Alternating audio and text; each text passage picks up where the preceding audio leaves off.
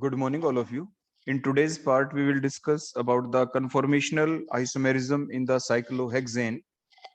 So first of all, we will see some simple definition, means what are the ring compounds. As the name suggests, the compounds in which the carbon atom combine to give the cyclic structure are called as the ring compound.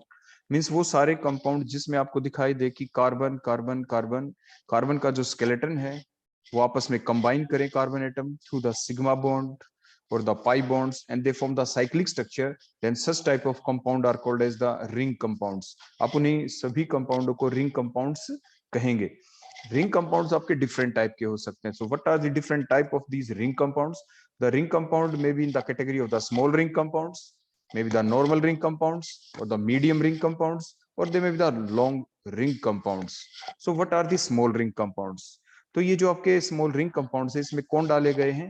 The compounds which contain only 3 to 4 carbon atom. So the 3 to 4 membered ring compounds are called as the small ring compounds. जैसे for example cyclopropane, cyclobutane, these are the small ring compounds. They come in the category of the small ring compounds. Now what are the normal ring compounds? Normal ring compounds से पहले आपको ये बता दें कि जो आपके small ring compounds होते हैं cyclopropane और cyclobutane, they have the such type of structure that there occurs no flipping. इनमें फ्लिपिंग नहीं होगी. फ्लिपिंग का मतलब क्या होता है कि एक स्ट्रक्चर दूसरी स्ट्रक्चर के अंदर कन्वर्ट होना. मींस एक स्ट्रक्चर में कोई एक्सियल बॉन्ड है वो इक्विटोरियल हो जाए, इक्विटोरियल एक्सियल पोजीशन पे चला जाए, तो आप ऐसी प्रोसेस को फ्लिपिंग कहते हैं, जो आज हम आपको बाद में भी बताने वाले हैं. तो मींस ये ऐसी रिजिड स्ट्रक्चर होती है कि इनके अंदर कोई फ्लिपिंग नहीं होती. इनके अंदर हाई एंगल ऑफ स्ट्रेन भी है.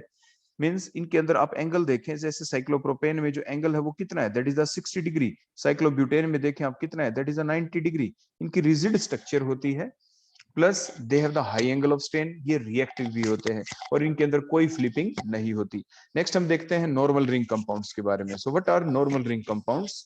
The 5 to 6 membered ring compounds are called as the normal ring compounds. Means जिस स्ट्रक्चर के अंदर आपको 5 कार्बन एटम दिखाई दें, फॉर एग्जांपल साइक्लोपेंटेन, जिसमें 6 कार्बन एटम दिखाई दें, for example cyclohexane, they come in the category of the normal ring compounds. तो नॉर्मल रिंग कंपाउंड्स जो होते हैं वो आपके 5 मेंबर और 6 मेंबर ही होते हैं. And out of these two the most stable one is the 6 member ring compound. जो आपका cyclohexane है, it has higher stability than that of the cyclopentane. या बेयर स्ट्रेन थ्योरी के थ्रू पहले पढ़ भी चुके होते हैं.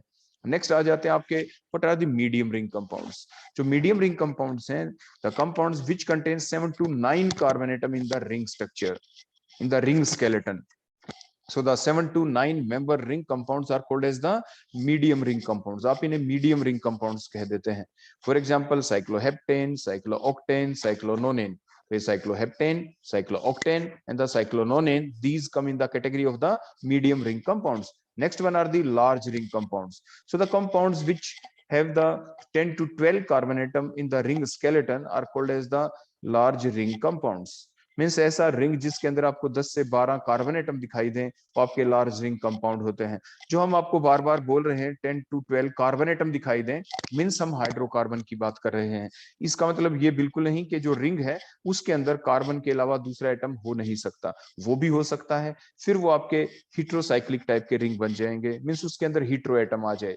अगर सिर्फ कार्बन का स्केलेटन हो, कार्बन कार्बन, वही हम पढ़ने वाले हैं हमारे आज के लेक्चर के अंदर, इसलिए हम बार बार आपको ये बोल देते हैं कि the ring have 10 to 12 carbon atom are the large ring compounds. Otherwise carbon के अलावा अगर कोई दूसरा एटम आ जाए तो भी वो लार्ज रिंग कंपाउंड्स ही कहलाते हैं. मींस 10 to 12 कार्बन एटम या कोई दूसरा एटम कार्बन के साथ साथ अगर हो जाए उस रिंग के अंदर तो आप उन्हें लार्ज रिंग कंपाउंड्स कह देंगे. Similarly in the small ring और द नॉर्मल रिंग और द मीडियम रिंग कंपाउंड्स के अंदर भी आप ऐसे लेके चलेंगे इन चीजों को. फिलहाल हमने सिर्फ बताया है हाइड्रोकार्बन्स के बारे में. स्ट्रक्चर भी वही शो की है जिसमें आपको सिर्फ कार्बन और हाइड्रोजन ही यहाँ पे दिख रहा है. जैसे स्मॉल रिंग में साइक्लोप्रोपेन, साइक्लोब्यूटेन हमने लिखा, हम ऑक्सीरेंस भी ले सकते थे. मतलब जो आपकी ट्रायंगल टाइप की स्ट्रक्चर हमने बनाई है जिसमें 2 कार्बन 1 ऑक्सीजन हम ले सकते थे, इपॉक्साइड्स बन जाते, वो भी 3 मेंबर रिंग होता, लेकिन उसमें 2 कार्बन और 1 ऑक्सीजन हो जाती. लेकिन हम आपको फिर बता रहे हैं, हम यहाँ पे हमने एग्जांपल्स के अंदर लिए हैं सिर्फ हाइड्रोकार्बन्स. अब लार्ज रिंग कंपाउंड्स में कौन आएंगे? जैसे साइक्लोडेकेन, साइक्लोअंडकेन, साइक्लोडोडेकेन. तो ये जैसे आपके 10 मेंबर वाला आ गया साइक्लोडेकेन. इसके बाद नेक्स्ट अब हम मेन हमारे पॉइंट के ऊपर आ जाते हैं जो हम स्टडी करेंगे, the conformational isomerism in the cyclohexane. Means cyclohexane के अंदर जो एंगल ऑफ स्ट्रेन है वो आपकी टेट्राहेड्रल एंगल जितना ही एंगल होता है, इसलिए हम मान के चलते हैं उसके अंदर कोई एंगल ऑफ स्ट्रेन नहीं है, क्योंकि if there occurs any deviation from the tetrahedral angle then that deviation is called as the angle of strain। और हम कह देते हैं उस कंपाउंड के अंदर कोई ना कोई स्ट्रेन आ गई है, वो अनस्टेबल हो गया है, उसकी एनर्जी बढ़ गई है। तो नॉर्मल टेट्राहेड्रल जो एंगल है उसी को लेके चलते हैं, क्योंकि मैंने अभी बताया जो हम स्केलेटन किसका ले रहे हैं रिंग के अंदर, कार्बन एटम का। और कार्बन एटम का जब हम रिंग लेते हैं तो कार्बन की वैलेंसी 4 है और कार्बन 4 बॉन्ड बनाता है। तो 4 बॉन्ड बनाए तो स्ट्रक्चर कैसी होती है, टेट्राहेड्रल उसकी मोस्ट स्टेबल जो स्ट्रक्चर होती है according to the VSEPR theory भी अगर हम देखें कि जो बॉन्ड पेयर इलेक्ट्रॉन है they arrange themselves in the space in such a way that there occurs the minimum repulsion between these bond pair electrons. और वो स्टेबल पोजीशन कौन सी है कि 1 bond above the plane, 1 below the plane and 2 bond in the plane of paper. तो वो tetrahedral structure ही होती है आपके कार्बन के केस के अंदर।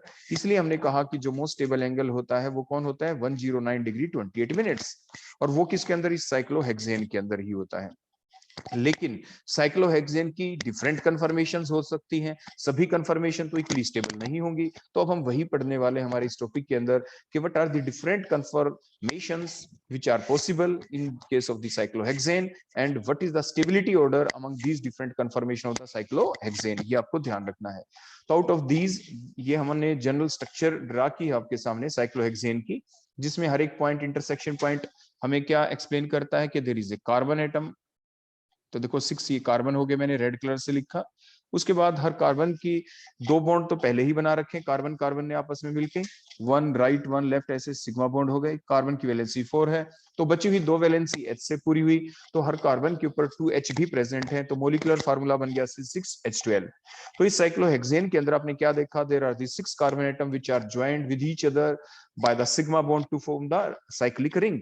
और उसके बाद हर एक जो कार्बन एटम है it forms further 2 more sigma bond with the 2H atoms, और इस तरह से कंप्लीट स्ट्रक्चर बन जाती है साइक्लोहेक्सेन की। और जो साइक्लोहेक्सेन है now it can exist, can show the different conformations, and these different conformations are number 1 chair conformation, second one is the boat conformation, third one is the half chair conformation, and the last one is the twist boat conformation। हम इनको 1 bye 1 अब study करेंगे और बाद में हम इनके बीच देखेंगे स्टेबिलिटी ऑर्डर और एनर्जी का ऑर्डर क्या है, क्योंकि आप जानते हैं कि जिसकी एनर्जी सबसे कम वही सबसे ज्यादा स्टेबल होता है, क्योंकि lesser the energy more will be the stability. Stability हमेशा ही एनर्जी ऑफ द सिस्टम के इनवर्सली प्रोपोर्शनल होती है। अब हम देखते हैं सबसे पहले हमारी first conformation that is the chair conformation के बारे में। पहले हम उसको ड्रा करते हैं। Chair means as the name suggest उसकी एक लेग हमें शो करनी है, एक बैक जिसके ऊपर हम बैक लगा के बैठ जाते हैं चेयर के ऊपर। तो हमने देखो 1 बॉन्ड ड्रा किया, दैट बॉन्ड मींस ये कार्बन कार्बन के बीच बॉन्ड है। इसके जो 2 टर्मिनल होते हैं ये आप मान के चले, वहां पे बोलो कौन है ऐसे कार्बन एटम प्रेजेंट होते हैं, तो ये चीज आप मान के चलेंगे, जूम करके चलेंगे आप। उसके बाद ये सेकंड बॉन्ड हमने शो किया, इसके अंदर भी 2 कार्बन आ गए, तो टोटल अब तक बोलो कितने कार्बन आ चुके हैं, there 1 carbon, second carbon, third carbon and the fourth carbon. उसके बाद हमने क्या किया कि नेक्स्ट एक बॉन्ड लगाया, मींस यहाँ पे भी एक नेक्स्ट कार्बन आ गया, दैट इज नेक्स्ट कार्बन। उसके बाद देखो ये तो क्या बन गई बोलो, इसकी लेग बन गई चेयर की, और ये बैठने वाला स्पेस है, ये फॉर सिटिंग के लिए, यहाँ पे हम सिट करेंगे, ये बैठने के लिए स्पेस बन गया। अब बैक बनाते हैं, तो ये एक और कार्बन आ गया। ये हमने हमारी कंप्लीट ये साइक्लोहेक्सेन की स्ट्रक्चर जिसमें कार्बन कार्बन के स्केलेटन को अभी तक हमने शो किया है। तो इसमें आपने बैक भी देखा कि यहाँ पे हम बैक लगा के नीचे आपकी लेग बन गई, और इस टाइप से ये हमने स्केलेटन शो कर दिया है कार्बन एटम का। अब इसके ऊपर क्या हुआ है, जो जितने भी हाइड्रोजन है अब उनके बारे में हमें बताना है। तो द कंफर्मेशन जो है आपकी साइक्लोहेक्सेन की first conformation that is the chair conformation. This conformation has 2 type of hydrogen, इसके पास 2 टाइप ऑफ हाइड्रोजन एटम होंगे on each of the carbon atom, हर एक कार्बन एटम के ऊपर 2 तरह के हाइड्रोजन है।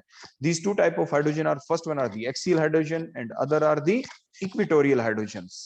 तो एक्सियल हाइड्रोजन्स कौन होते हैं, the hydrogen which are present either above और below the plane are called as the axial hydrogen.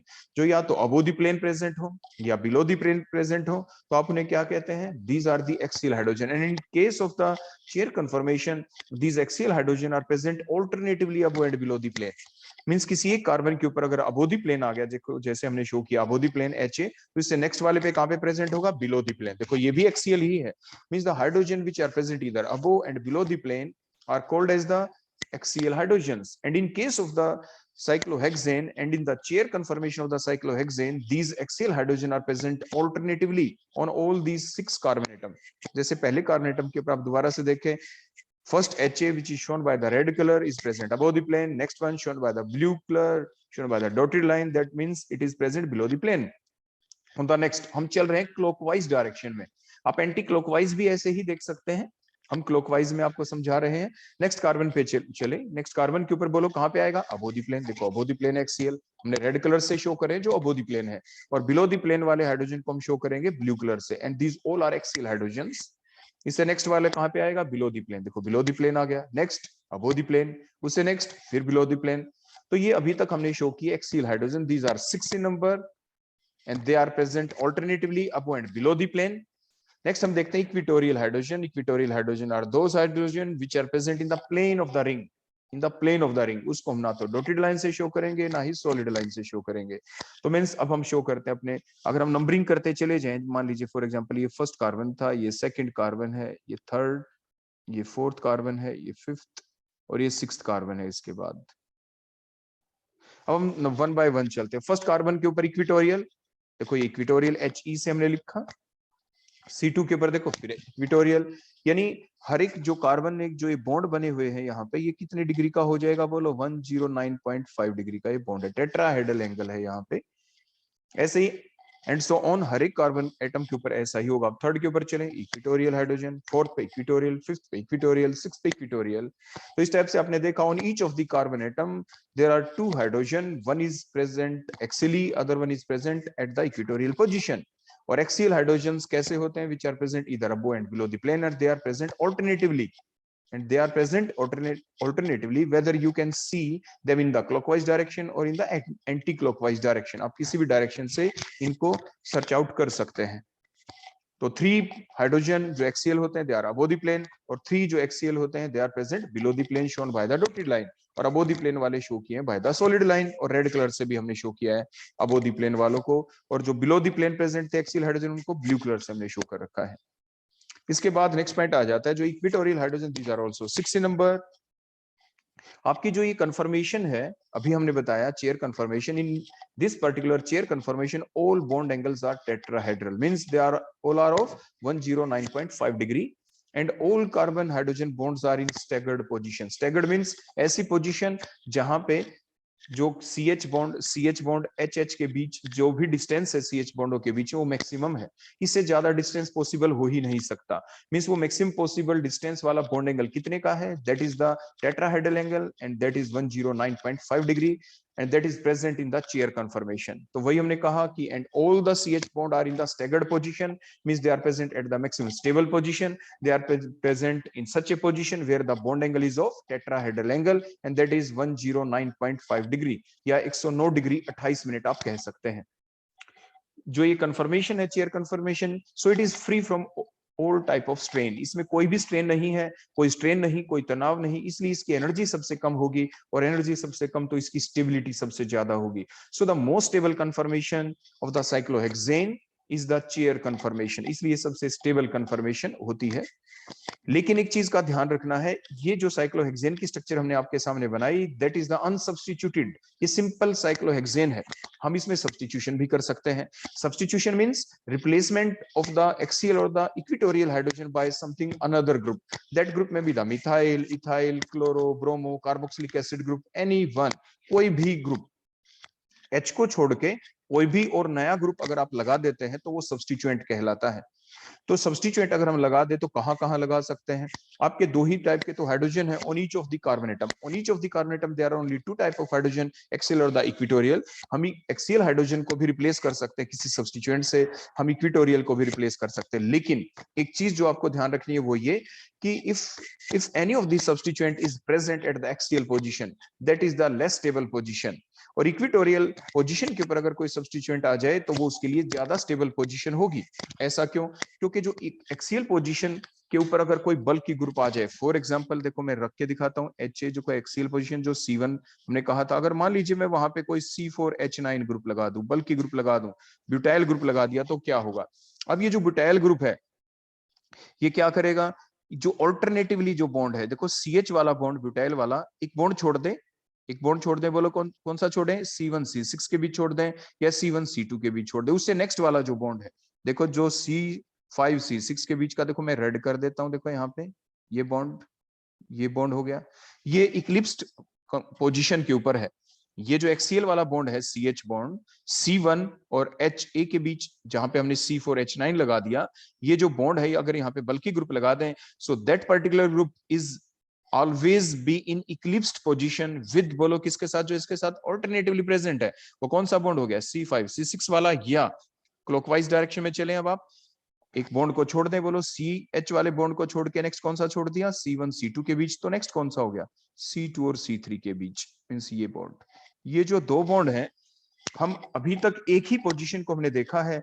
Axial position हमने C1 वाले कार्बन की मान ली और उस वाले HA को मान लीजिए हटा के हमने C4H9 ग्रुप, बल्कि ग्रुप लगा दिया। अब ये जो ग्रुप यहाँ पे है ये अनस्टेबल हो गया है। क्यों हो गया? Because that group, that bond, that C और C4H9 bond is present simultaneously in eclipsed position with two bonds. One is C2C3 bond and other one is C5C6 bond. और एक बॉन्ड के साथ जब इक्लिप्स्ड कन्फर्मेशन में है तो इन दो बॉन्डों के बीच में होगी रिपल्शन। CH वाले बॉन्ड की C5C6 के बीच भी रिपल्शन होगी क्योंकि इक्लिप्स्ड है। CH बॉन्ड की C2C3 वाले बॉन्ड के साथ भी रिपल्शन होगी। और ऐसी रिपल्शन को कहते हैं ब्यूटेन गाउच इंटरेक्शन। क्या कहते हैं आप उसे? Butane gauche interaction. क्यों कहते हैं आप इसे ब्यूटेन गाउच इंटरेक्शन? इसलिए कहते हैं, ध्यान से देखना, अगर हम सिंपल ब्यूटेन की, देखो ऊपर हम ड्रा कर रहे हैं, देखो ये CH3 single bond, CH2 single bond, CH2 single bond, CH3, मान लीजिए ब्यूटेन की ये सिंपल स्ट्रक्चर होती है। बीच वाला जो हिस्सा है, देखो ये CH2 वाला, इसको तो हम सिंपल लिख दे, देखो इस टाइप से, ये ऑल्टरनेट वाला बॉन्ड है, देखो जो बीच में, देखो ये हमने शो कर दिया, ये है हमारा CH2 और ये CH2 वाला बॉन्ड, देखो ये। और ये किसके इक्विवेलेंट है? ये हमारा इक्विवेलेंट है जो हमारा जो CH बॉन्ड है उससे जो नेक्स्ट वाला बॉन्ड है। अब हमने क्या किया, वो नेक्स्ट बॉन्ड कौन सा हो सकता है? ये आपका हो सकता है C1C6 भी हो सकता है। अगर आप चेयर फॉर्म में देखें, ये आपका C1 और C2 भी हो सकता है। ये कौन हो सकता है? बोलो C1 और C2। आप ध्यान से देखें, आपकी जो चेयर कन्फर्मेशन है, जो C के ऊपर जो C4H9 हमने ग्रुप लगाया है, उससे नेक्स्ट बॉन्ड कौन सा है? अगर आप एंटी क्लॉकवाइज डायरेक्शन में देखो, इधर चलते हैं, तो नेक्स्ट बॉन्ड कौन सा हो गया? ये C1 और C6 वाला। हमने देखो C1C6 लिख के दिखाया आपको। या क्लॉकवाइज डायरेक्शन में देखो, इधर चले तो नेक्स्ट बॉन्ड बोलो कौन सा हो गया? C1C2 के बीच, देखो C1C2 भी हमने वहां पे लिख दिया। अब उसके बाद जो नेक्स्ट बॉन्ड है, बोलो कौन सा था आपका? C2C3 या C5C6 जो इक्लिप्स्ड है। तो अब यहाँ पे हम क्या शो करने वाले हैं? देखो इसको अब मैं हटा देता हूं, ये आप इतना समझ गए। अब इसके ऊपर दो ग्रुप लगे हुए हैं। वन इज द, बोलो कौन है आपका? CH3 group. देखो ये CH3 मैंने लिख दिया यहाँ पे, देखो CH3 यहाँ पे। ये दूसरा बोलो कौन? ये CH3 है, हमने ऐसा लिख दिया। यहाँ पे जो मैंने अभी ये CH3, देखो ऊपर जो CH3 दिखाया है ना चेयर फॉर्म के अंदर, ये कौन है? यहाँ पे है C4H9। C4H9 की कंडीशन है ये आपकी। क्लियर हो गया? मैं देखो फिर से आपको बता रहा हूं, चेयर में देखें तो इसको हमने C1 मान रखा है, अभी जो मैं बता रहा हूं इसको मैंने C6 मान लिया, अगर एंटी क्लॉकवाइज चले तो। ठीक हो गया? आगे कौन है? आगे ये जो CH3 था, साइक्लोब्यूटेन, जो आपकी ब्यूटेन है इसके अंदर, वहां पे हमने C4H9 लगा दिया। देखो ये CH3 की जगह बोलो कौन लगा दिया? C4H9। अगला जो बॉन्ड है C5H6, तो ये हमारा C5 और C6 के बीच अगले को हमने क्या मान लिया? C5। देखो यहाँ पे इसको हमने क्या मान लिया? ये C5 है और ये क्या था? बोलो C6 वाली पोजीशन है। तो इन ग्रुपों के बीच में बोलो क्या हो गई है? They are eclipsed. देखो पैरेलल है।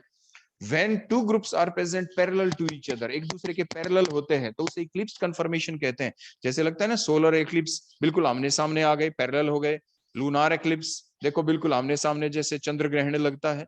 तो सिमिलरली यहाँ पे when the two groups are present parallel to each other, when two bonds are present parallel to each other, that condition is called as the eclipsed condition. और eclipse condition होती है तो ये जो बॉन्ड होते हैं, इन बॉन्डों के बीच में रिपल्शन यहाँ पे ज्यादा से ज्यादा होगी। और क्योंकि ये जो कंडीशन है ये किस जैसी है, किस कंपाउंड की तरह, किस कंपाउंड को हमने बेस माना, ब्यूटेन। अब ध्यान से देखें, ब्यूटेन के बीच वाले दो कार्बन को तो बीच वाला सेंटर वाला बॉन्ड मान लिया, उसके ऊपर जो दो ग्रुप थे CH3 वो दोनों के एक दूसरे के इक्लिप्स आ गए। So that called as the butane gauche interaction, क्योंकि ब्यूटेन को बेस मानते हुए ही ये नाम रखा गया है। तो हमने क्या बताया कि आपकी जो लीस्ट स्टेबल पोजीशन होगी चेयर फॉर्म के अंदर वो कौन सी होगी, वो होगी आपकी एक्सियल। अगर एक्सियल पोजीशन के ऊपर कोई भी ग्रुप आ जाता है जैसे C4H9, तो क्या वो वहां पे स्टेबल होगा? नहीं होगा स्टेबल। क्यों नहीं होगा स्टेबल? क्योंकि वो वहां से रिपल्शन फेस करेगा। उस रिपल्शन का नाम क्या रखा? Butane gauche interaction. वो रिपल्शन क्यों रखा ऐसा नाम ब्यूटेन गाउच इंटरेक्शन? क्योंकि अभी हमने बताया वो ब्यूटेन जैसा है, ब्यूटेन जैसा फील करवाता है यहाँ पे। तो मीन्स जो आपका सी के ऊपर C1 के ऊपर जो बल्कि ग्रुप लगाया एक्सियल पोजीशन के ऊपर, वो ब्यूटेन गाउच इंटरेक्शन कौन से दो बॉन्ड के साथ करेगा? जो अल्टरनेटिवली प्रेजेंट इस बॉन्ड के साथ, वो कौन सा है? या तो C2 C3 के बीच या C5 C6 के बीच। और एक बॉन्ड के साथ जब वो रिपल्शन फेस करता है, वन ब्यूटेन गाउच इंटरेक्शन से जो आपकी एनर्जी इंक्रीज होती है वो 0.9, ध्यान रखें 0.9 किलो कैलोरी पर मोल की एनर्जी इंक्रीज हो जाती है। ऐसे ही ये सी, मान लीजिए ये एनर्जी इंक्रीज कब हुई? जब C4H9 ने जो एक्सियल पोजीशन पे अगर ये होता तो C5C6 वाले बॉन्ड के साथ इतनी एनर्जी इंक्रीज करवा लेता ब्यूटेन गाउच इंटरेक्शन के द्वारा। ऐसे ही यही C4H9 सेम ग्रुप ये रिपल्शन किसके और साथ भी करेगा? C2C3 बॉन्ड के साथ भी रिपल्शन करेगा, क्योंकि वो भी इक्लिप्स्ड पोजीशन के ऊपर है। तो एनर्जी कितनी और बढ़ जाएगी? 0.9 किलो कैलोरी पर मोल और बढ़ जाएगी। तो टोटल एनर्जी कितनी बढ़ जाएगी? 1.8 किलो कैलोरी पर मोल एनर्जी बढ़ जाएगी। तो आपने क्या देखा? साइक्लोहेक्सेन के अंदर if there is any bulky group, any substituent which is present at the axial position, सिर्फ एक ही होता तो बता रहे हम, हमने सिर्फ अभी तक एक ही सब्स्टिट्यूएंट लगाया है, मोनो सब्स्टिट्यूटेड बनाया है हमने साइक्लोहेक्सेन को। वहां पे सिर्फ C1 पोजीशन वाले HA को हटा के हमने C4H9 लगाया है। वहां पे सिर्फ एक ग्रुप लगाने से, एक एक्सियल पोजीशन के ऊपर बल्कि ग्रुप लगाने से एनर्जी कितनी बढ़ गई?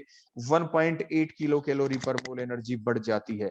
ऐसे ही अगर कोई दूसरा ग्रुप लगा दूं, फॉर एग्जांपल अगर मैं C2 वाली पोजीशन पे चलें, C2 वाले को देखो, देखो नीचे वाले मैंने HA को देखो मैंने सर्कल कर दिया। अब ये भी एक्सियल पोजीशन पे है, बिलो द प्लेन है वो एक अलग बात, ये भी एक्सियल पोजीशन पे है। अगर यहाँ पे भी मैं कोई बल्कि ग्रुप लगा दूं फॉर एग्जांपल C4H9, तो ये एक्सियल ग्रुप भी अब दो ब्यूटेन गाउच इंटरेक्शन शो करेगा। बोलो दो कौन होंगे?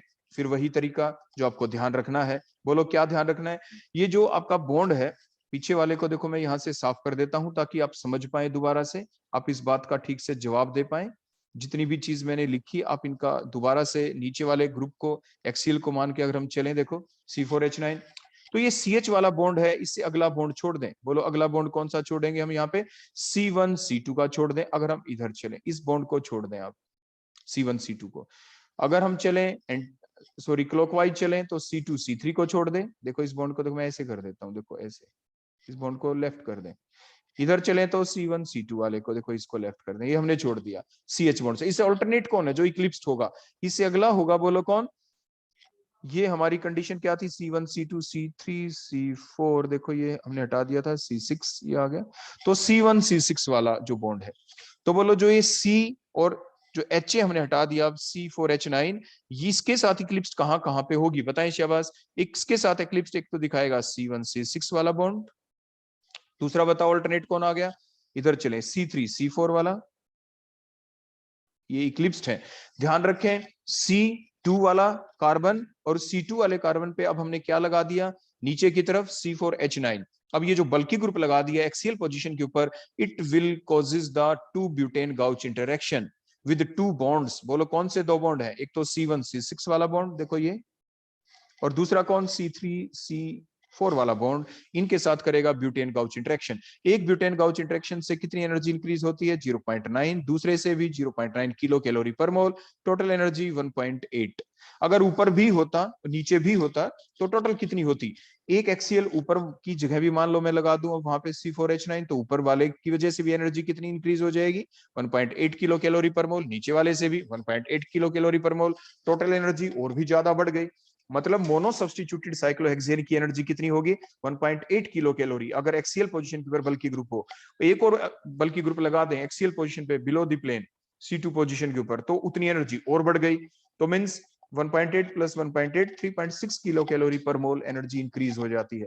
तो ये चीज आप ध्यान रखें, ये हमने देखो नोट की फॉर्म में लिखा है। यहाँ पे क्या लिख रखा है बोलो हमने? The substituent at the axial position are not stable due to the 1,3 interaction। 1,3 interaction कौन सी है? क्योंकि ऑल्टरनेट प्रेजेंट है ये बॉन्ड। C और C4H9 वाला बॉन्ड अगर पहला बॉन्ड है तो अगले को छोड़ दो, उससे अगला बॉन्ड ले लो, इसलिए इसको हम 1,3 इंटरेक्शन बोल रहे हैं। पहला बॉन्ड, दूसरे बॉन्ड को छोड़ दो, फिर तीसरा बॉन्ड ले लिया, so called 1,3 interaction.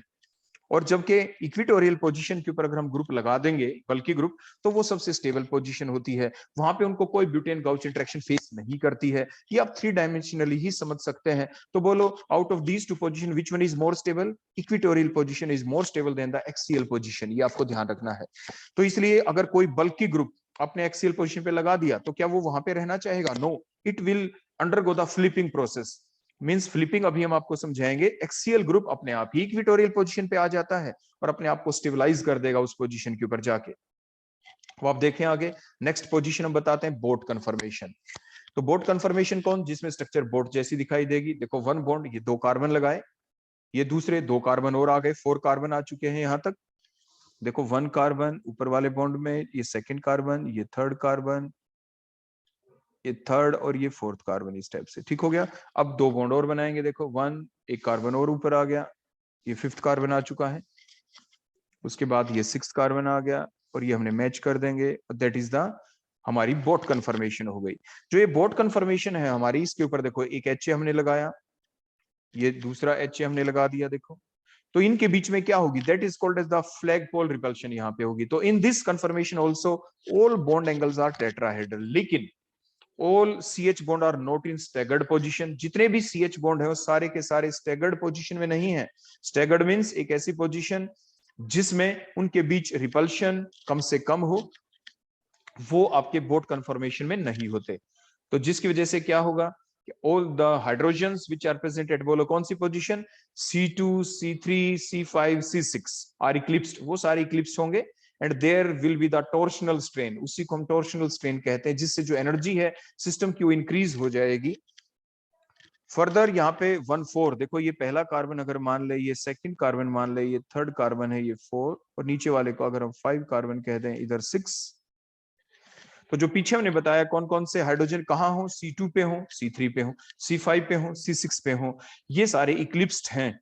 these all are in eclipsed position। और जो आपके दूसरी रिपल्शन कौन सी होगी? आपकी फ्लैग पोल रिपल्शन, जो हमने बताया C1 और C4 के ऊपर जो CH बॉन्ड लगे हुए हैं। There is also the 1,4 flag pole repulsion which further reduces the stability of the boat conformation। उसकी एनर्जी और भी कम हो जाएगी, क्योंकि सॉरी एनर्जी और भी बढ़ जाएगी और स्टेबिलिटी और भी कम हो जाएगी। इसीलिए आपने देखा जो टोटल स्टेबिलिटी है बोट कन्फर्मेशन की, वो कितनी रिड्यूस हो गई? जो इक्लिप्स्ड में प्रेजेंट थे आपके हाइड्रोजन C2, C3 पे, C2, C3 वाले आपस में इक्लिप्स्ड हैं, C5, C6 वाले आपस में इक्लिप्स्ड हैं। मैं फिर बता रहा हूं, C2, C3 के ऊपर जो हाइड्रोजन है दे आर इक्लिप्स्ड। यहाँ पे जो हाइड्रोजन होंगे वो इक्लिप्स्ड होंगे। C2 वाला देखो यहाँ पे हम शो कर दें ऐसे, तो दे आर इक्लिप्स्ड।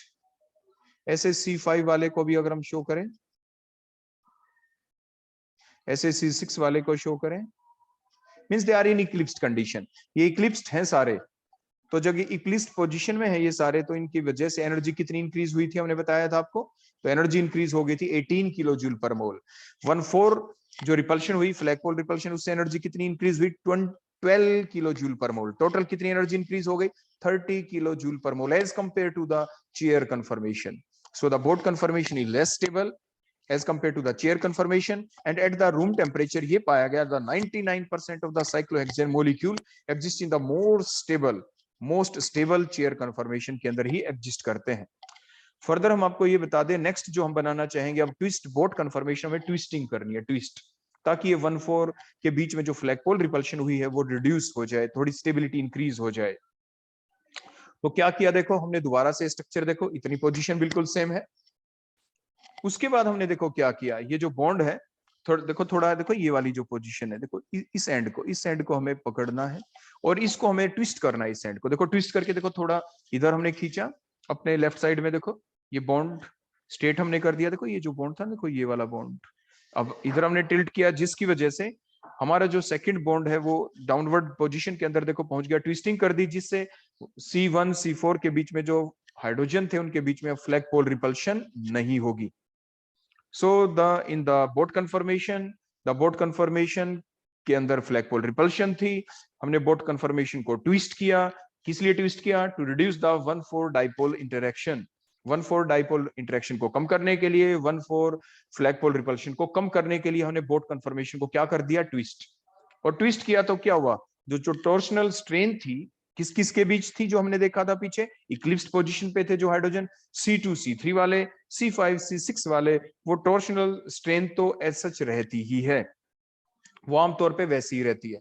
इसीलिए फ्लैग पोल रिपल्शन कम हुई, तो ट्विस्ट बोट फॉर्म जो है वो उसकी जो कन्फर्मेशन है वो ज्यादा स्टेबल होगी as compare to the boat conformation.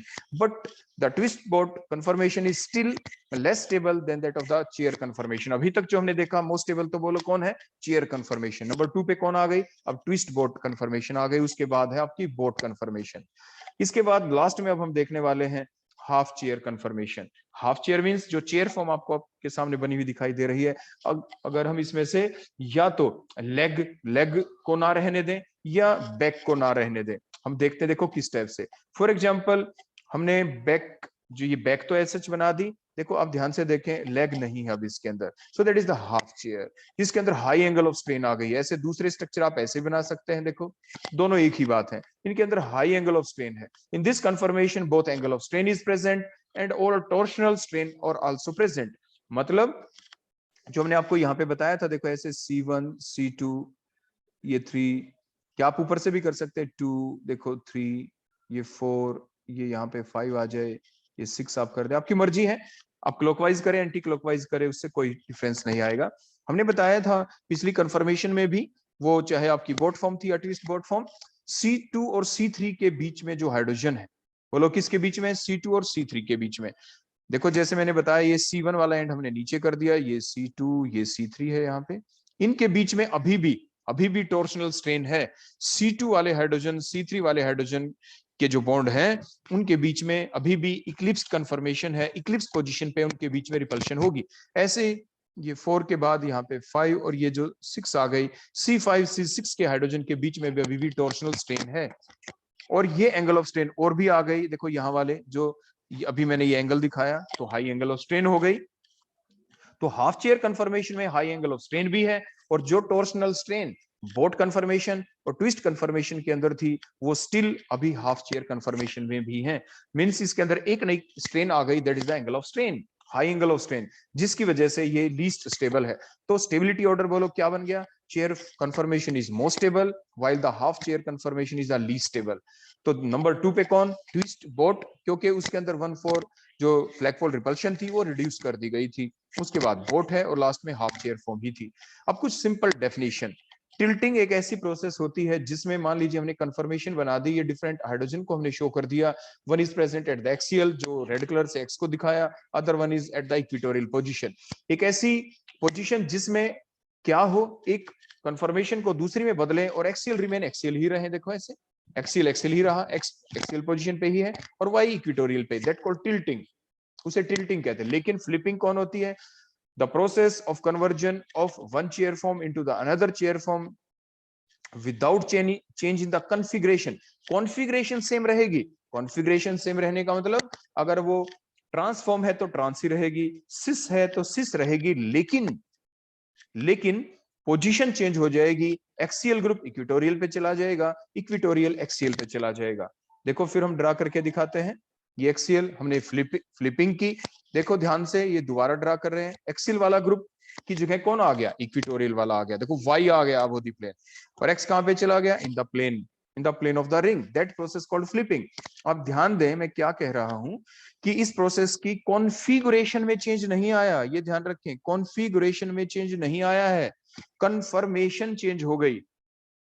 Conformation means ये ग्रुप जो एक्सियल पोजीशन पे था ये इक्विटोरियल पे आ गया, और जो इक्विटोरियल पे वाई था वो एक्सियल पोजीशन पे आ गया। कन्फर्मेशन में हुआ है चेंज, कॉन्फ़िगरेशन रही है बिल्कुल सेम।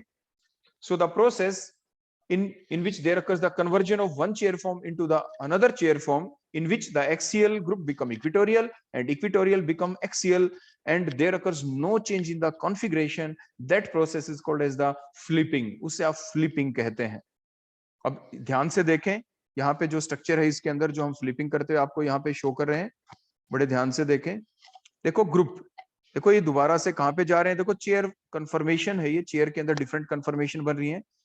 उसके बाद देखो एक्सियल वाले कहां पे चले गए, इक्विटोरियल पे, इक्विटोरियल वाले एक्सियल के ऊपर आपको दिख रहे हैं। उसके बाद इसी बेसिस के ऊपर के सबसे स्टैंडर्ड कंपाउंड, सबसे स्टेबल कंपाउंड कौन हो, कौन सा है जो आपने देखा, साइक्लोहेक्सेन है। उसमें भी सबसे स्टेबल कंफर्मेशन कौन सी थी, चेयर कंफर्मेशन थी। तो इसलिए जब भी हम रिंग सिस्टम लेंगे दूसरे रिंग के बारे में, तो ring taken as the standard system to study the other ring compound. जब और रिंग कंपाउंड की हम प्रॉपर्टी स्टडी करेंगे तो उसको कंपैरिजन किससे करें, किसी ऐसे रिंग से करें जो सबसे स्टेबल होगा, उसी को स्टैंडर्ड माना जाएगा, and that ring is the 6 membered ring. So the 6 membered ring is taken as the standard system to study the other ring compounds.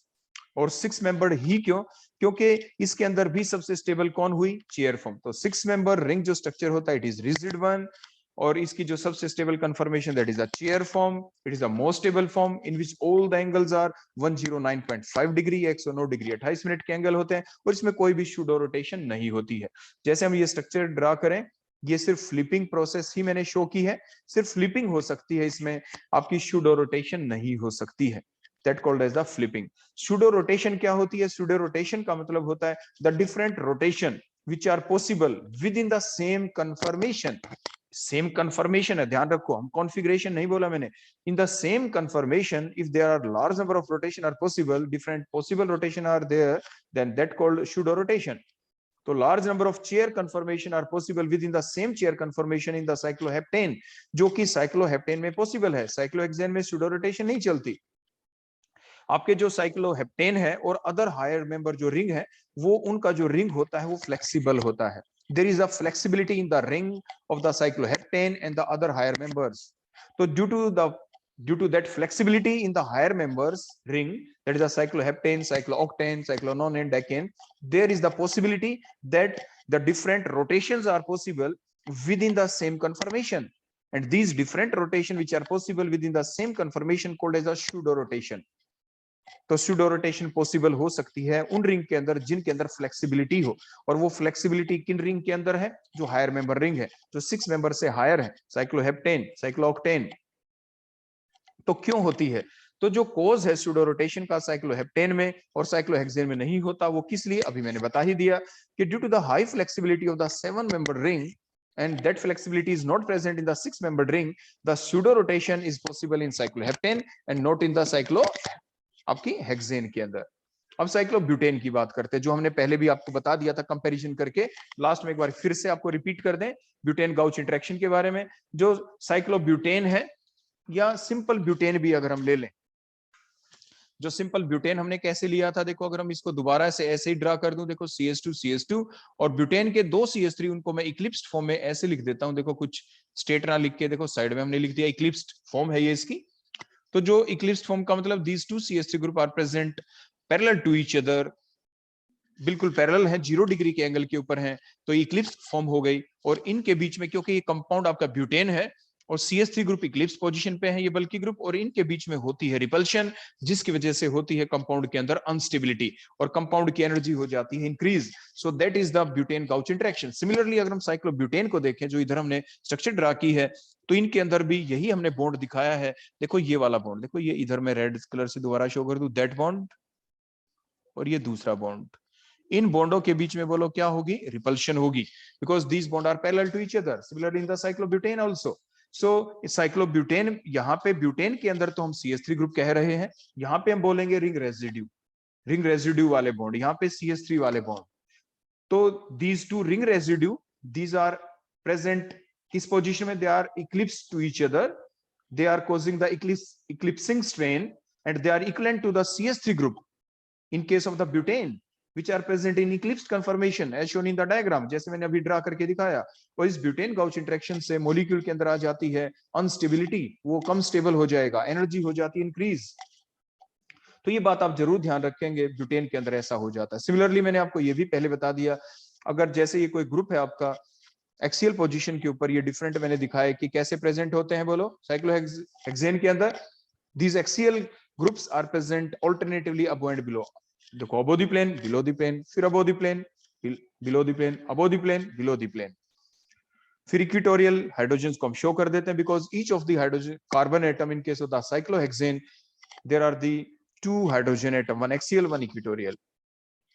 फिर उसके बाद हमने बताया था एक्सियल पोजीशन के ऊपर कोई ग्रुप आता है, मैंने पहले आपको समझा दिया, वहां पे अगर कोई बल्कि ग्रुप आ जाएगा एक्सियल पोजीशन पे तो ज्यादा स्टेबल पोजीशन नहीं होती, क्योंकि वहां पे जो एक्सियल ग्रुप है it faces 2 butane gauche interaction. तो जैसे ये यहाँ पे अगर मैं लगा दूं यहाँ पे बल्कि ग्रुप, जैसे मैंने अभी पीछे भी बताया था, ये रिपीट कर रहे हैं जस्ट आपको, तो एक बॉन्ड ये रहा, देखो ये मैंने शो कर दिया, दूसरा बॉन्ड ये रहा, इन 2 बॉन्ड के साथ ब्यूटेन गाउच इंटरेक्शन ये शो करेगा। अगर इसको बॉन्ड नंबर 1 कह दें, अगर एंटी क्लॉकवाइज चल के दिखा देते हैं आपकी बार, ये 3 तो C2 C3 के साथ ये CH बॉन्ड, कौन सा C और C4H9 वाला बॉन्ड क्या करेगा, यहाँ पे रिपल्शन शो करेगा, that called the butane gauche interaction. ये C5 C6 लिख दिया, या C5 C6 के साथ ये C4H9 वाला जो बॉन्ड है ये इक्लिप्स पोजीशन पे है, इसको 1,3 इंटरेक्शन भी कहते हैं।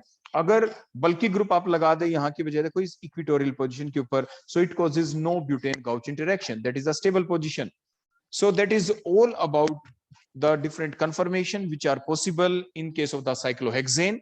और कुछ ये डिफरेंट हमने स्टेबिलिटी के बारे में पोजीशंस देखी कि एक्सियल पोजीशन साइक्लोहेक्सेन में कम स्टेबल होती है अगर वहां पे कोई बल्कि ग्रुप आ जाए। If only H are present तो ऑल आर इक्विवेलेंट, क्योंकि सभी H ही हैं। So that is all about the today's lecture on the conformations of the cyclohexane. Thank you.